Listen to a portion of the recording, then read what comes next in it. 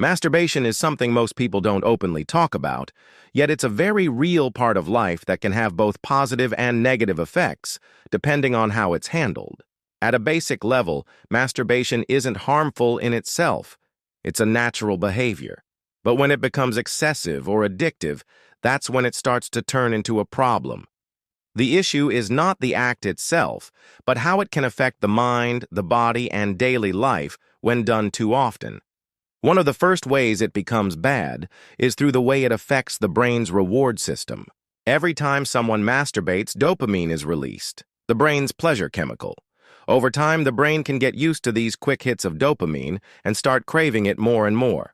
This creates a cycle where the person feels the need to do it frequently, even when it's not healthy or necessary. That cycle can lead to addiction-like behavior, where other important parts of life, like work, studies, relationships, and self-growth, start to take a back seat. When it becomes compulsive, it drains focus and energy that could have been used in more productive areas. Another problem is that excessive masturbation can distort the way someone sees intimacy and relationships. If the brain becomes conditioned to seek pleasure only in this way, real connections with partners can feel less exciting or even stressful. Over time, this can damage self-confidence and make social or romantic interactions more difficult. On the physical side, constant overstimulation can sometimes lead to fatigue, lack of motivation, and even hormonal imbalances if taken to an extreme. Some people also report issues like lower energy, difficulty concentrating, or feeling drained after making it a daily or multiple times a day habit.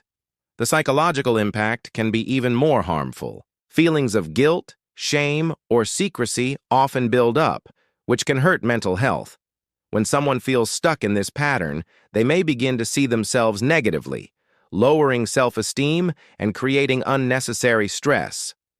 Another way it becomes harmful is when it's used as an escape. Many people turn to masturbation when they feel lonely, bored, stressed, or anxious. At first, it feels like a quick fix, but over time, it doesn't solve the real problems. It only hides them temporarily, while the stress, loneliness, or anxiety keep growing underneath.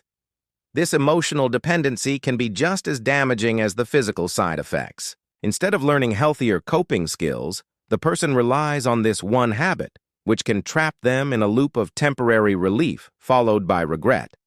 It's also important to realize that the brain is always rewiring itself.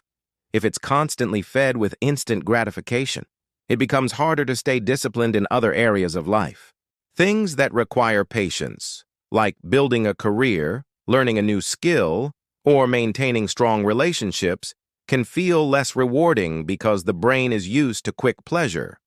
That's one of the main reasons why excessive masturbation can hold people back from reaching their potential. But the good news is, this doesn't have to be permanent.